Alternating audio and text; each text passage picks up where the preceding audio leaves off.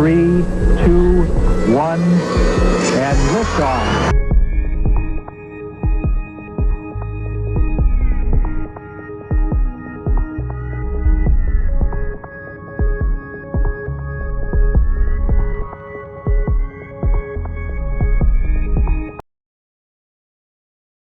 On the cold day of January 28, 1986, at JFK Space Center in Florida, a space shuttle known as the Challenger exploded 73 seconds into takeoff. Unfortunately, in the incident, the engineers' demands to delay the launch were ignored. The management of this project overlooked its responsibility to the crew and public safety in general. This gross oversight resulted in the tragic loss of the 7 lives that were aboard the shuttle. And since engineers have the responsibility to ensure the public's health, safety, and well-being, as well as the responsibility to prevent these kinds of disasters, they should have the right to voice objective opinions based on a competent understanding to any project they deem in contradiction to these values. The general public has a right to safety in, on, and around areas engineers build and create. These areas stretch across a broad range from public roads and bridges to rockets and nuclear reactors.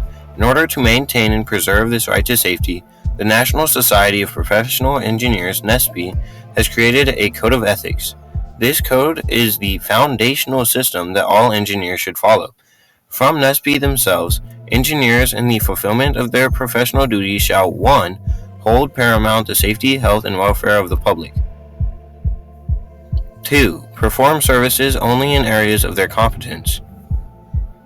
3. Issue public statements only in an objective and truthful manner. 4. Act for each employer or client as faithful agents or trustees. 5. Avoid deceptive acts. 6. Conduct themselves honorably, responsibly, ethically, and lawfully so as to enhance the honor, reputation, and usefulness of this profession. The Society expects engineers to understand the code of ethics and its relation to the responsibility that they have to the public's well-being, as well as the necessity for them to be able to make their creations safe.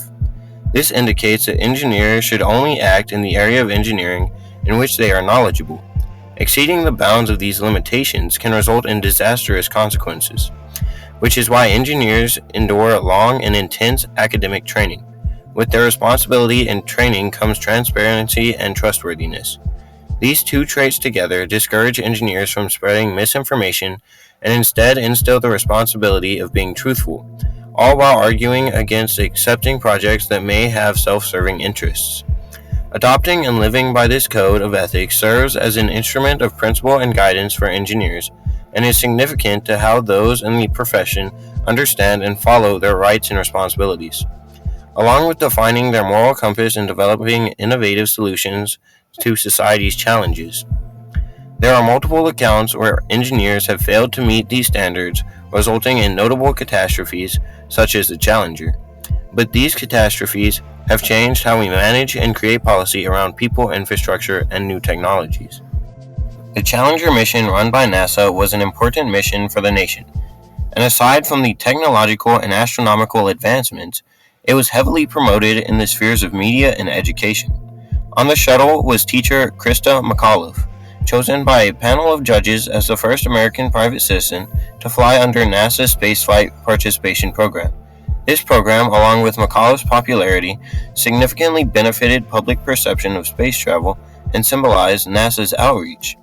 Also on the flight were several other important astronauts and engineers to the U.S. space program who already achieved firsts of their own, including Francis R. Scobie, commander who previously piloted the Challenger in Mission 41C, Judith A. Resnick, who was the first Jewish woman to enter space, and Robert E. Nair, who was the second black man in space. The mission was one of many scheduled by NASA in 1986 and was intended to progress the cost-effectiveness of space travel and move the U.S. closer to space travel commercialization. The Challenger was carrying a tracking and data relay satellite, TDRS, part of a large-scale communication system. It would have the potential to increase communication between Earth and spacecraft vehicles from 20% of orbit to an elevated 85%. Additionally, there was a low-cost probe, the Spartan Halley, designed to record the ultraviolet spectrum rays emitted by Halley's Comet in between Earth and the Sun. The design, instrumentation, and extensive data collection plans were expected to further our understanding of life in space relation to Earth's chemistry and evolution. The productivity and contingency of the overall objectives of the Challenger space shuttle launch placed even greater significance on the responsibilities of the engineers and management involved, further elevating anxiety levels in regards to launch. Besides mechanical failures, the Challenger incident had deeper and more intricate roots that ushered on the catastrophe. These roots were intertwined in conflict between the positions of management and the engineers on how to execute the mission. Management was impatient to launch the Challenger for numerous reasons, stemming from political pressures for the State of the Union address, scheduling backlogs from former delays, and looming competition from the USSR.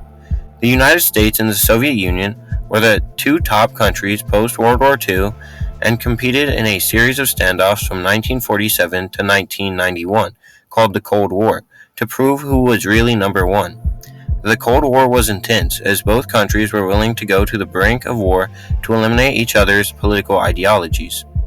One of the competitions was the space race, a proxy battle on exploring space, which was pivotal to adding a new frontier to the rivalry, and in turn, advanced human spaceflight capabilities.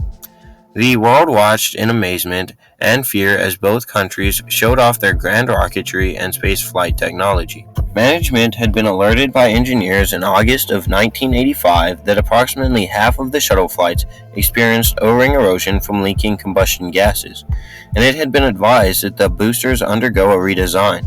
However, management was not supportive of this due to the investment of money and time already expended on the original design. Temperatures on the actual launch day were expected to be record-setting low 20s, which encouraged management to ask frontline engineers to make a presentation on how cold temperatures affect O-ring seal performance. This led to a teleconference being scheduled the evening before to discuss. The engineers presented a thorough hour-long presentation that essentially concluded 53 degrees was the lowest known temperature tested, and at this temperature there was the worst O-ring degradation. From their interpretation of the data, the engineers recommended postponing the launch because the unknown limits were just too risky. They felt that a continuation could cause severe concerns for safety. Management had a different perspective.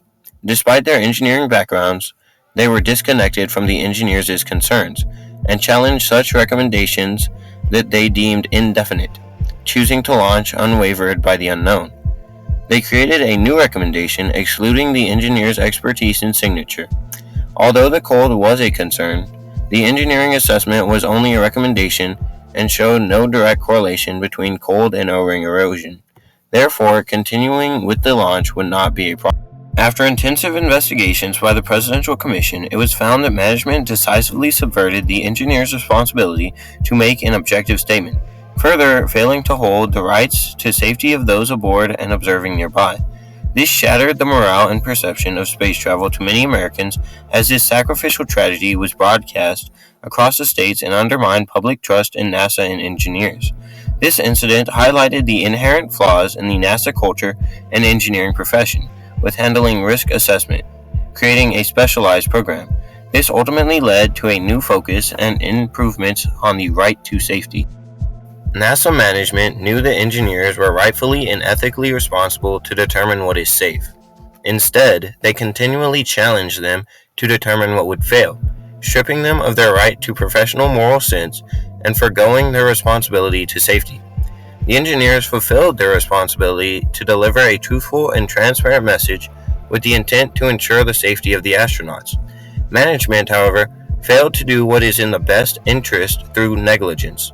The tragedy of the Challenger reflected the changes needed to be made in NASA and proved to the engineering community and society for years to come the significance of respecting and heeding the rights, responsibilities, and intuition of experts to support the public's right to safety.